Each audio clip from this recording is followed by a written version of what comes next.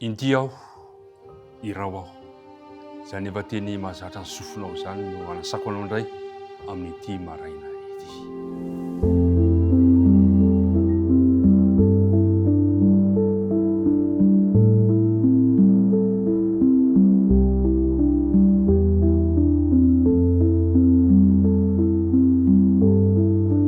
Miarabantsika rehetra ry mpiara-mandinika ny soratra masina nahatratra izao fotoana saripity izao indray. Azoko antoka fa ao anivon'ny fahasalamana tanteraka ianao satria Andriamanitra no nanome anao izany fahasalamana izany. Dia miarabantsika rehetrarehetra tsy maty fo manaina ary tononona eto ankehitriny amin'ny anaran'i Jesosy ny fiadanana aneo ho anao sy ny ankohonanao. Iaraka hivavaka isika mialohan'ny andiniantsika izao ten'Andriamanitra izao. Andriamanitra rainay faly indray ny fonay fa afaka miaraka aminao zahay amin'ity maraina vaovao ity. Misaotrany amin'ny famondram-po, misaotrany amin'ny fahasoavanao, misaotrany amin'ny fitantanana rehetra izay nataonao tamin'ny fiainanay. Mahatsapa kosa nefa izay ny tsy fahatanteranay, ny mampanotanay, koa mangataka fahamelan-keloka izay Andriamanitra. Ankehitriny ary, raha andinika ny teninao zahay sy izao mpiara-mandinika amin'ny teninao izao, dia aoka ny fanena masina mbo hampitoerinao amponiny tsirairay avy, noho ny amin'ny anaran'i Jesosy. Amen. Inty aho, irao aho. Taona vitsivitsy lasa izay dia nisy fiangonana nanapa-kevitra hanavao lakavy anankiray mba hifatranaina izy io mba hanaovana efitrano fiaraha-mivavaka. Ny natao voalohany dia nametraka jiro fahazavana tao amin'izany lakavy izany. Satria izay no heverina fa tonga an'ilay lakavy hanana endrika tsara voalohany. Raha vao voapetraka nefa ny jiro, dia inona zavatra niseho?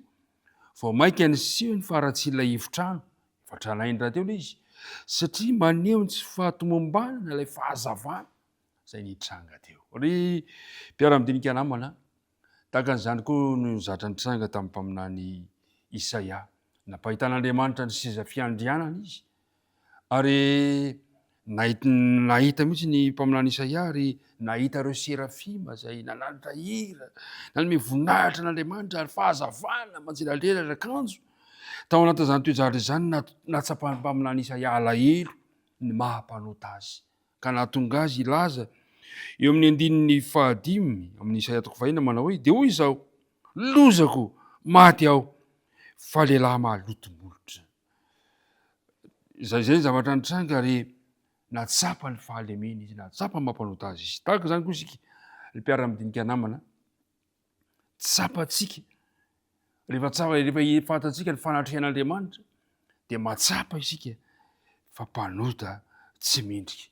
Ary izany indrindra ny antony ilahintsika an'Andriamanitra. Ary teo amin'izany toejavatra izany kosa nefa no nidiran'Andriamanitra anjehatra satria ilay Andriamanitra fitiavana dia tsy mamela antsika hijanona fotsiny ao anatin'ny toerana mampanota antsika, fa mitady ny vahaolana mandrakariva Andriamanitra mba hahatonga antsika eo akaikiny. Izany mantsy ny tanjon'Andriamanitra, ny mba hahatonga ny hahatonganao eo akaikin'Andriamanitra, satria izany no zava-dehibe indrindra. Inona ary no zavatra naseho taorian'izay?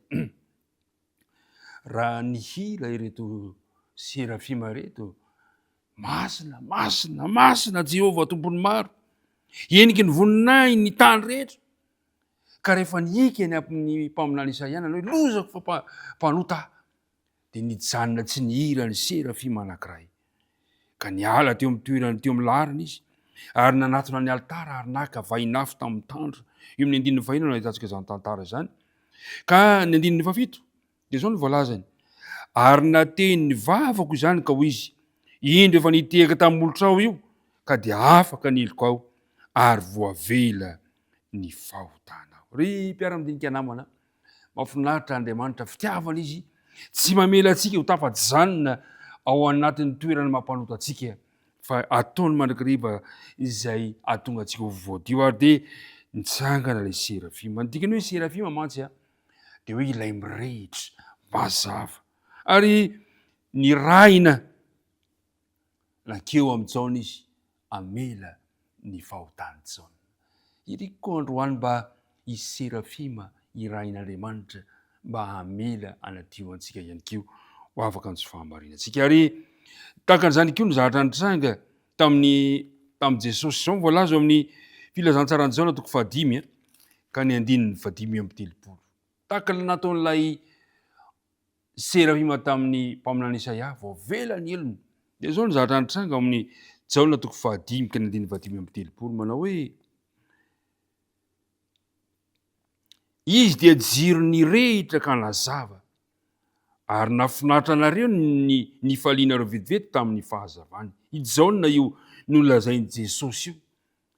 Re mpiara-midinika namana, Jesosy Jaona dia nolazainy Jesosy manao hoe izy dia jiro mirehitra ka nazava ary nafinaritra anareo ny nifalianareo vetivety tamin'ny fahazavany. Na dia mpanota aza Jaona, na dia tsy mendrika aza Jaona, noho ny fahasoavan'i Jesosy sy ny famonjeny, dia hoy Jesosy hoe izy dia jiro mirehitra ka nazava. Androany tiako ihany koa mba ho tahaka an'izany ny fijeren'Andriamanitra antsika, ianao, izaho, isika rehetra dia jiro mirehitra sy mazava. Engany ny faniriana mety lambavaka izany, ny tontolo andronao dia anehoanao fa ianao dia jiro mirehitra ary fahazavana amin'izay toerana misy ianao. Tonga ty amin'ity tany ity Jesosy naneho an'izany fahazavana izany. Ry mpiara-midinika namana, iverenantsika ny amin'ny tantarany mpaminany Isaia. Rehefa fantatra mpaminany Isaia fa voavela ny elo voasasa ny fahotany, ka rehefa niteny ilay iraka manao hoe iza no andeha hiraka ahy, iza no hirahiko, tsy nisalasala ny mpaminany Isaia nanao hoe inty aho, iraho aho. Atao ny hoe hojerentsika le teny voalaza amin'ny Isaia 9 ka ny 9. Zao no voalaza an'ilay tenin'Andriamanitra amin'ny Isaia 9 ka ny 9 manao hoe ary nandreny feon'ny Tompo aho, nanao hoe iza no irahiko ary iza no andeha hiraka ahy, dia hoy izaho inty aho, iraho aho. Izay rehetra manaiky fahazavana, izay rehetra manaiky jiro mirehitra, izay rehetra mahatsapa fa voavelan'Andriamanitra ny helony, dia manaiky ilay irak'Andriamanitra manao hoe inty aho, iraho aho. Iriko mba ho ianao ane no handray izany fanapa-kevitra izany androany. Andeha ary hiaraka hivavaka isika. Andriamanitra rainay izay ny an-danitra misotranao indray izahay, fa afaka nandre izany afatra sarobidy izany izay nampafantarinao anay fa tsy sitraka ao ny hijanonanay ao anatin'ny toerana mahampanota anay, fa ianao dia vonina mandrakariva hitaona anay eo akaikinao ka amela ny elokay. Ary tsy vitany hoe amela ny elokay fotsiny ianao, fa mitaona anay mba ho fahazavana ary andeha mba ho hiraka ao. Tompo, ity izahay manaiky izany hiraka mpanaovinao izany. Dia mitahena tsirairay avy, mitahy zao mpiara-midinika amiko izao, nivavaka tononona sy angatahana noho ny amin'ny anaran'i Jesosy irery ihany. Amen.